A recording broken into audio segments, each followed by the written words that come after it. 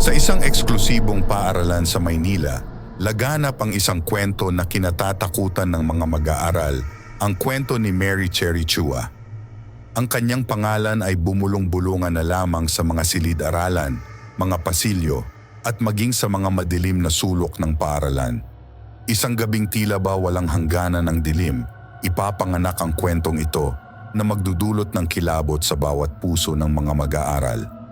Si Mary Cherry Chua ay isang matalinong estudyante na puno ng pangarap at saya. Isa siya sa mga pinakamatalinong mag-aaral sa kanilang eskwelahan. Ngunit sa kabila ng kanyang tagumpay, may isang lihim siyang tinatago. Isang lihim na nagdala sa kanyang malagim na katapusan. Isang gabi, matapos ang isang mahabang araw ng pag-aaral, nagpasya si Mary na manatili sa paaralan para tapusin ang isang proyekto. Mag-isa siya sa silid-aralan habang ang buong paaralan ay tahimik na. Hindi nagtagal, naramdaman niyang tila may kakaibang presensya sa kanyang paligid. Sa kanyang paglingon, nakita niya ang refleksyon ng isang lalaki sa bintana ng silid-aralan. Isang lalaking hindi niya kilala. Siya'y natakot at agad na nagmadali upang makauwi. Kinabukasan, hindi na muling nakita si Mary Cherry Chua. Bago tayo magpatuloy, kung bago ka pa lang sa MKK, mga kwento ng kababalaghan, huwag kakalimutan mag-subscribe at i-click ang notification bell para laging updated sa mga bagong videos. Kung nagustuhan mo ang ganitong mga video, paki-like at i-share sa iyong mga kaibigan. Ang kanyang mga magulang at kaibigan ay nag-alala at naghanap sa kanya, ngunit tila ba naglaho na lamang siya ng parang bula. Makalipas ang ilang araw, natagpuan ang kanyang bangkay sa isang madilim at sulok na bahagi ng paaralan, nakatago sa loob ng isang lumang kabinet. Ang kanyang mukha ay punong-puno ng takot at may mga marka ng stranggulasyon sa kanyang leeg. Walang makapagsabi kung sino ang gumawa nito at ang kaso ay nanatiling walang linaw.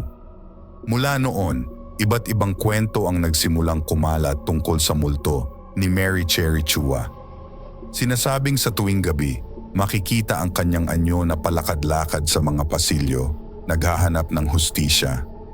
Ang kanyang presensya ay nararamdaman lalo na sa mga lugar kung saan siya madalas makita noon, sa silid-aralan, sa library at sa madilim na mga sulok ng paaralan. May mga nagpatunay na sa kanilang gabi-gabing pag-aaral, naririnig nila ang mga hakbang ni Mary na tila ba naghahanap ng kasama.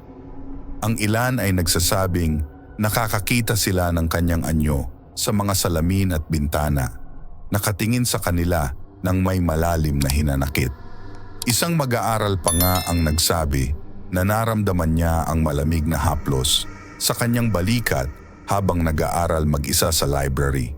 Isang haplos na tila ba nagmumula sa isang kaluluwang hindi matahimik. Ang isa sa pinakakilabot na bahagi ng kwento ay ang sinasabing pagpapakita ni Mary sa mga bago at walang muwang na mag-aaral. Sa tuwing may bagong batch ng freshmen, may mga ulat ng kakaibang pangyayari, mga nawawalang gamit, mga biglang paglamig ng hangin sa isang sulok ng silid-aralan, at mga misteryosong mensahe sa pisara na tila isinulat ng isang hindi nakikitang kamay. Minsan, may isang guro na nagpaiwan sa paaralan upang mag-check ng mga exams. Habang abala sa pag-check, narinig niya ang mahinang pag-iyak mula sa labas ng kanyang opisina. Sa kanyang pagsilip, nakita niya ang anyo ni Mary, nakaluhod at umiiyak, na tila ba nagsusumamo ng tulong. Sa isang iglap, naglaho ang anyo ni Mary, ngunit naiwan ang malamig na hangin at ang hindi maipaliwanag na takot sa puso ng guro. Hanggang ngayon, ang kwento ni Mary Cherry Chua ay patuloy na nagdudulot ng takot sa bawat estudyanteng dumadaan sa kanyang paaralan. Ang kanyang kwento ay isang babala at paalala na may mga lihim na hindi dapat ipagsawalang bahala. Kung nagustuhan mo ang video, paki-like at i-share sa iyong mga kaibigan. Saludo ako sa inyong tapang at maraming salamat sa inyong panonood. Huwag kalimutang mag-subscribe sa aking channel at i-click ang notification bell para laging updated sa mga bagong videos. Hanggang sa muli, ito ang MKK, nagpapaalam at mag-ingat kayo sa dilim.